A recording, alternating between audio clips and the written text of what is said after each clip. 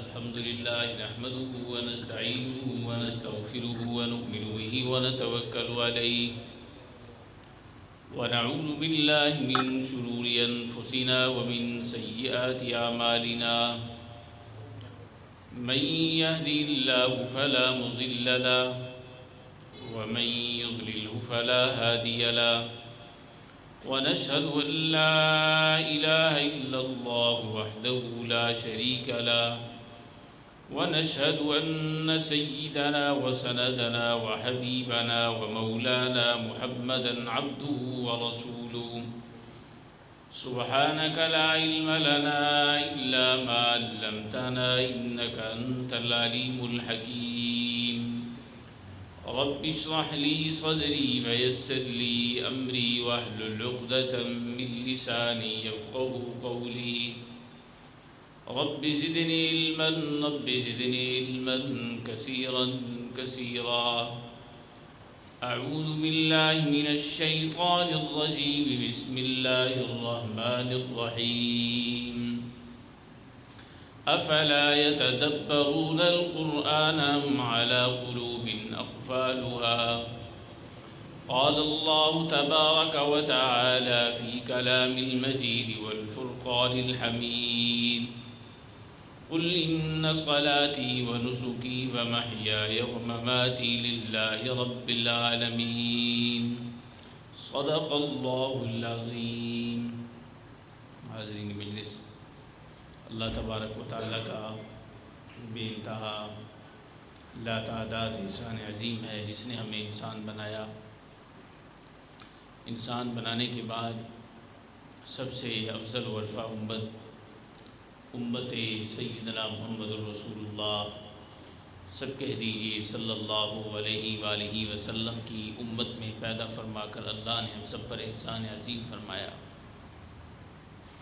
جتنے بھی انسان اس دنیا میں آئے اور جتنے بھی انسان اس دنیا میں آئیں گے اور جتنے بھی انسان اس دنیا میں آ کر واپس اللہ کے پاس لوٹ گئے، کوئی بھی انسان اس دنیا میں نہ اپنی مرضی سے آیا ہے نہ اپنی مرضی سے جائے گا. اللہ جب چاہیں گے، جس کو چاہیں گے، جس وقت چاہیں گے بلا لیں گے.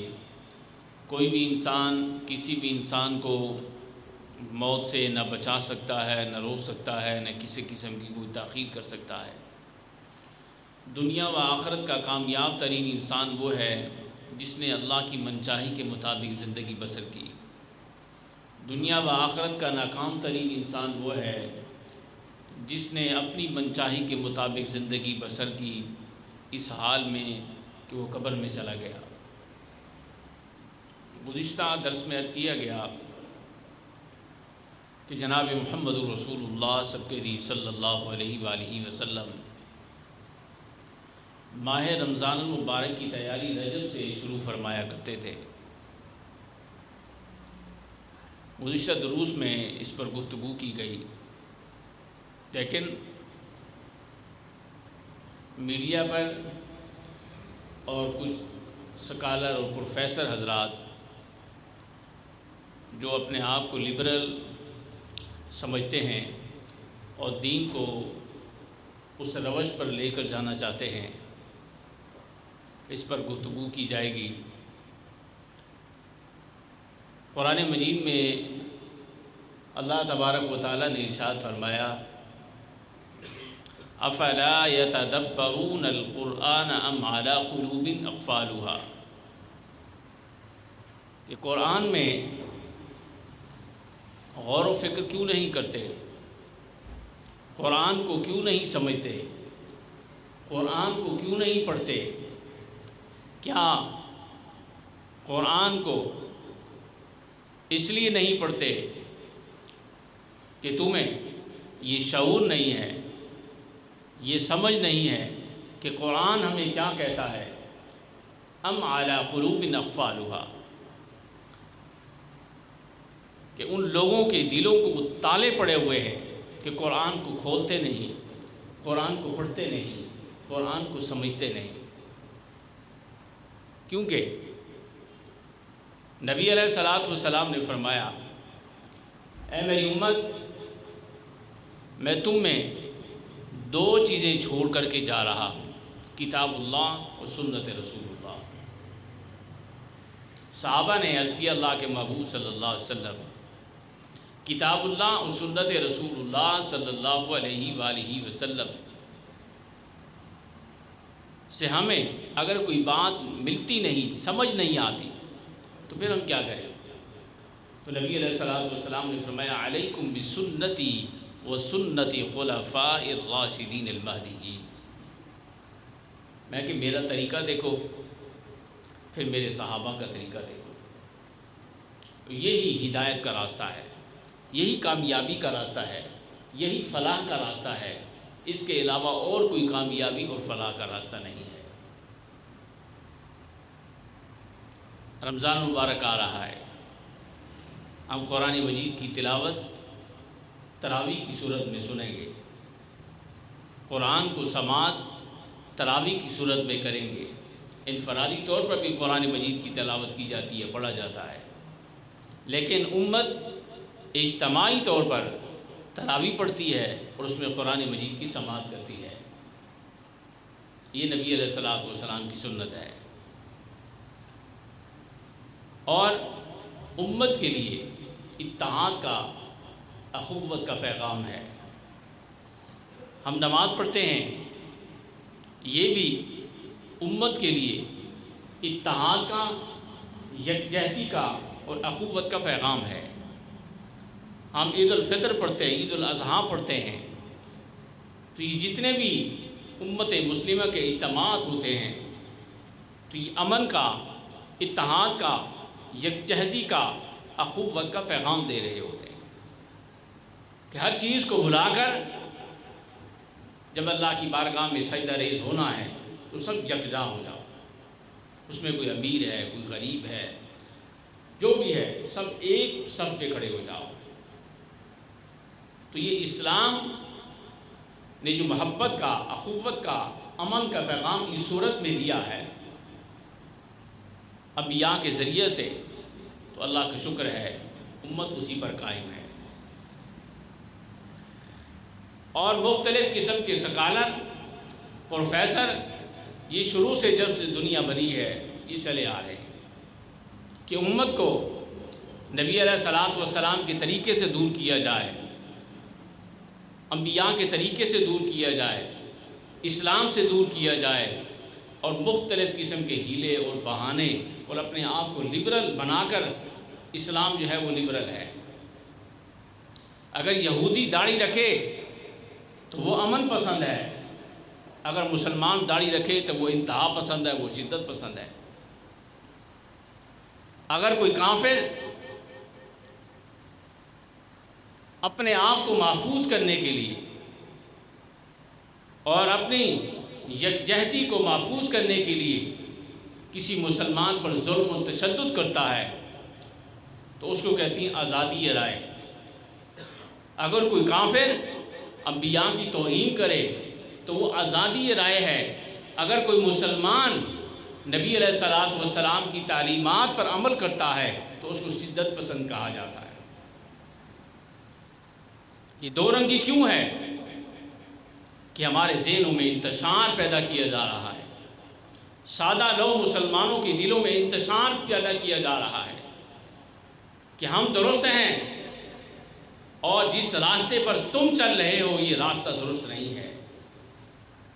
اور ہمارے سیدھے سادے جو مسلمان ہیں وہ پھر علماء پر، دین والوں پر تنقید کرتے ہیں کہ علماء نے کیا کیا، دینداروں نے کیا کیا۔ تو جو کافر پیغام دینا چاہتے ہیں امت کو، تو جب امت یہ بات، یہ پیغام، یہ گفتگو کرتی ہے تو ان کا مقصد جو ہے وہ کامیاب ہو جاتا ہے، وہ اپنے مشن اور مقصد میں کامیاب ہو جاتے ہیں۔ تو میں یہ عرض کروں گا، نبی علیہ الصلوۃ والسلام نے فرمایا ایسا وقت آئے گا کہ میری ایک سنت پر جو عمل کرے گا، میری ایک سنت کو جو زندہ کرے گا، وہ بہت بڑا جہاد کر رہا ہوگا، وہ بہت بڑا جہاد کر رہا ہے۔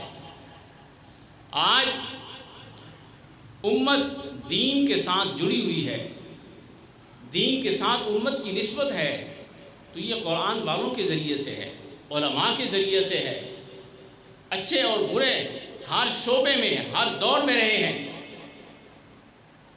تو میرے بھائیو دوستو، اللہ نے قرآن مجید میں ارشاد فرمایا افلا یتدبرون القرآن ام علی قلوب اقفالها، کہ قرآن میں غور کرو، فکر کرو، کیا قرآن نہیں پڑھتے، قرآن کو سمجھتے نہیں ہو، کیا تمہارے دلوں پر تالے پڑے ہوئے ہیں؟ اب کچھ سکالر حضرات آئیں گے، ڈاکٹر بھی آئیں گے کہ آپ روزہ رکھیں گے تو آپ کا جو ہے وہ معدہ ماشاءاللہ بہترین رہے گا۔ ہم نے اپنے معدے کو نہیں دیکھنا، ہم نے اپنی صحت کو نہیں دیکھنا، ہم نے اللہ کے حکم کو فالو کرنا ہے، ہم نے نبی علیہ الصلوۃ والسلام کے طریقے کو فالو کرنا ہے۔ ہمارے لیے سب سے بہترین ذات، آئیڈیل ذات نبی علیہ الصلوۃ والسلام کی ذات مبارکہ ہے۔ اللہ کے بعد اگر امت کامیابی کے راستے پر چلنا چاہتی ہے تو وہ ایک ہی راستہ ہے، وہ جناب محمد الرسول اللہ صلی اللہ علیہ وسلم کی تعلیمات کا راستہ ہے، وہ جناب محمد الرسول اللہ صلی اللہ علیہ وآلہ وسلم کا طریقہ ہے۔ کسی حدیث میں آپ صلی اللہ علیہ وآلہ وسلم کی زندگی کے اندر واضح و نصیحت جو آپ صلی اللہ علیہ وسلم نے فرمائے، کسی میں آپ صلی اللہ علیہ وسلم نے یہ نہیں فرمایا کہ تم روزہ رکھو تمہارا معدہ درست رہے گا، آپ کے جوڑ ٹھیک رہیں گے، آپ کا ذہن ٹھیک رہے گا، آپ کی کمر ٹھیک رہے گی، آپ کا جگر ٹھیک رہے گا، آپ کے گردے ٹھیک رہیں گے۔ میرے بھائی دوستو، ہمارے گردے ٹھیک رہیں یا نہ رہیں، ہماری صحت رہے یا نہ رہے، ہم رہیں یا نہ رہیں، ہم نے اللہ کی فرما برداری میں زندگی بسر کرنی ہے۔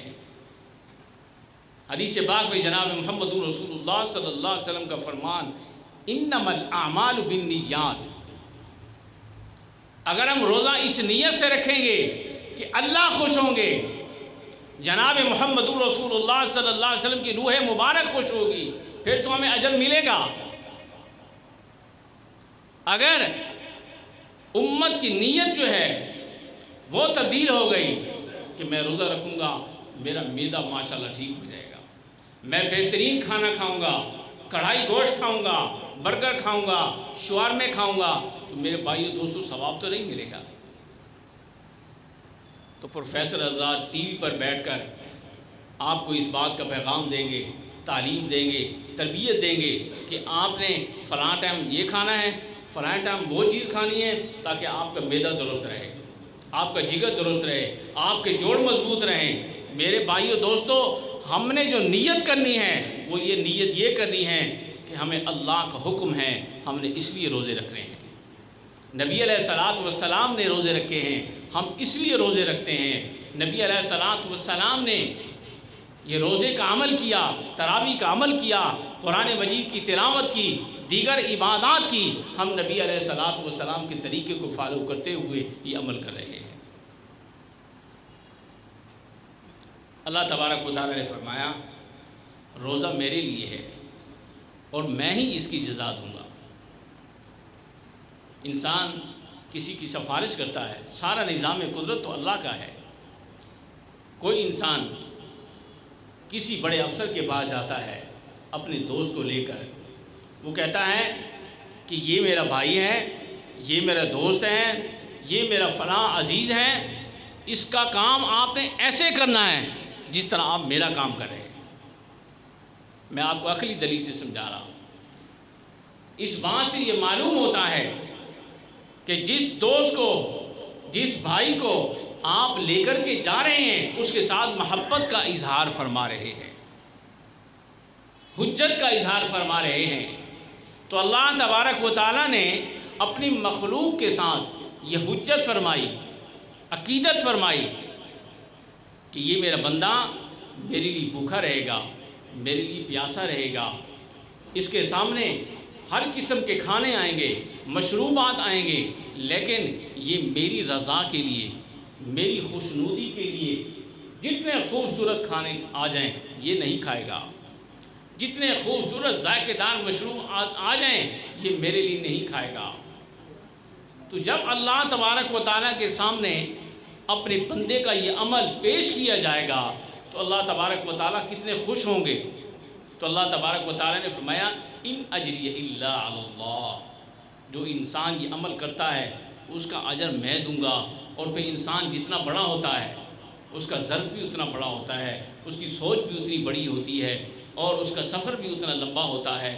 اور کوئی سخی اس دنیا میں اپنی حیثیت کے مطابق جتنی سخاوت کر سکتا ہے وہ کرتا ہے، لیکن دنیا میں جتنے بھی سخی ہیں ان کو سخی کس نے بنایا؟ میرے اللہ نے بنایا۔ دنیا میں جتنی بھی سخی ہیں سارے اکٹھے مل جائیں تو میرے محمد الرسول اللہ صلی اللہ علیہ وسلم کی جوتیوں کے خاک کے برابر بھی نہیں ہو سکتے۔ تو جناب محمد الرسول اللہ صلی اللہ علیہ وآلہ وسلم کی سنت سمجھ کر، نبی علیہ الصلوۃ والسلام کا طریقہ سمجھ کر ہم نے روزے رکھنے ہیں، ہم نے عبادات کرنی ہیں، ہم نے اپنی صحت کے چکر میں نہیں پڑنا۔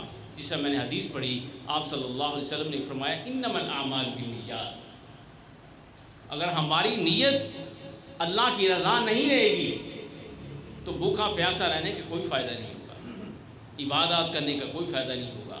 ہماری جو نیت ہے، قرآن مجید میں اللہ تبارک و تعالیٰ کا ارشاد قل ان صلاتی و نسکی و محیای و مماتی للہ رب العالمین، آپ صلی اللہ علیہ وسلم نے فرمایا یا اللہ جی میرا مرنا، میرا جینا، میری قولی باتیں، میری فعلی باتیں، میری نفلی باتیں، میری فرضی باتیں، یا اللہ یہ سب آپ کے لیے ہیں۔ تو ہم نے قرآن کو فالو کرنا ہے، نبی علیہ الصلوۃ والسلام کے ہم امتی ہیں، ہم نے نبی علیہ الصلوۃ والسلام کے طریقے کو فالو کرنا ہے۔ ہم نے صحت کی فکر نہیں کرنی، صحت دینے والی ذات، بیماری دینے والی ذات وہ اللہ کی ہے۔ وما علینا الا البلاغ۔